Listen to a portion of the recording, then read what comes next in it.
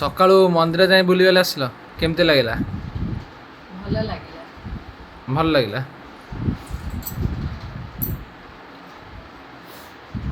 ଆଉ ଜୀବନ ଆଜି ଆସିଛି ବୁଝିଲ, ଯାଇଛି ରଜ ଦିନରୁ ଯାଇଛି ଯେ ଆଜି ଫେରିଛି ହେଲା।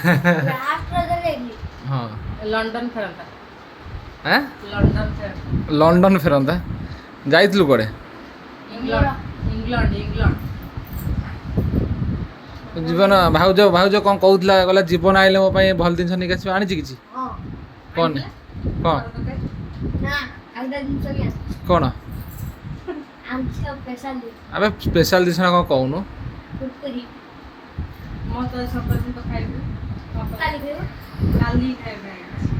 ମାନେ ଆଜି ତୁ ଆଇଲୁ, ତୁ କାଲି ଆଇଲୁନୁ? ତୁ କାଲି ଆଇଲୁନୁ ତାହେଲେ? ସ୍କୁଲ ଖୋଲୁଛି, ତୁ ସ୍କୁଲ ତ କେବେ ଯିବାର ମୁଁ ତ ଦେଖିନି। ସ୍କୁଲ ଯାଇଥିବ ତ ସ୍କୁଲ ଯାଇଥିବ ତାକୁ ମାଷ୍ଟର ମାନେ ଗାଧୁଆଳକୁ ଫୋନ ନେଇକି ଆସି ଛାଡ଼ିବେ। ନା ଏବେ ସକାଳେ ସ୍କୁଲ ହେଇଛି ନା, ଯିବ ଟିକେ ଆଉ ସକାଳୁ ତ ତାକୁ 8ଟା 9ଟା ନହେଲେ ନିଦ ଭାଙ୍ଗିବ, ଟିକେ ଏଥର ତ ସକାଳୁ ଉଠିକି ଯିବ। ଆଉ ଗୋଟେ ବଡ଼ କାଣ୍ଡ କରିଛି ଜୀବନ, ତା ମୁହଁକୁ ଦେଖି ଜାଣିପାରୁଛୁ କିଛି? ହଁ ଜାଣିଛି। କ'ଣ କହନି? ଟିକେ ତା ମୁହଁ ମାରି ଫଟୋ ଦେଇଛି। ଜୀବନ ଯାଇଥିଲା ତା ମାମୁଁ ଘରକୁ, ମାରିକି ତା ନାକ ମୁହଁ ଉଠ ଫଟୋ ଦେଇଛନ୍ତି। ମିଛ, ସବୁ ମିଛ କଥା, ସବୁ ମିଛ। ବାଡ଼େଇକି ତା ଉଠ ଫଟୋ ଦେଇଛନ୍ତି, ତାକୁ ମାରିକି ଆଜି ଫୋପାଡ଼ି ଦେଇଛନ୍ତି ବାହାରକୁ। ଯାଇଥିଲା କାଲି ବୋଧେ ଦୁଷ୍ଟ ହେଇଛି, ମାରିକି ତା ଓଟ ଫଟ ଫଟେଇ ଦେଇଛନ୍ତି।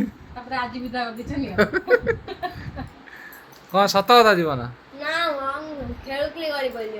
ତୁ ଖେଳୁଥିଲୁ ନା ମାରିକି ମୁହଁ ପଡେଇ? ସତ କଥା ତୁ ମିଛ କାହିଁ କହୁଛୁ କହନି? ତତେ କ'ଣ ଲାଗୁଛି?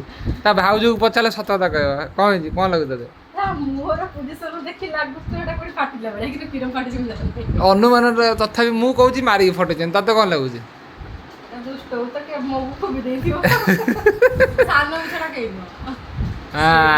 ତାହେଲେ ସେଇଆ ହେଇଛି ଆଉ। ବକ୍ସିଂ ଖାଇଛି ଜୀବନ। ସତ କହ ଜୀବନ, ସତ କହ, ବକ୍ସିଂ ଖାଇଛୁ ନା?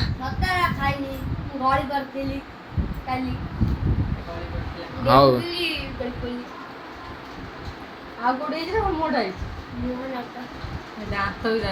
ଦାନ୍ତ କ'ଣ ବାଡ଼େଇ ହେଇଗଲା?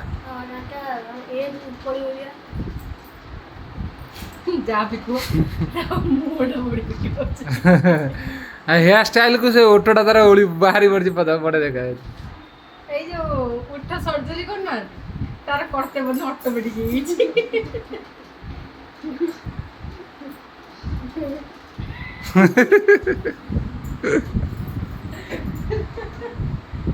ମୁଣ୍ଡରେ ଚାର୍ଜର ଖେଚିଦେଲାଣି।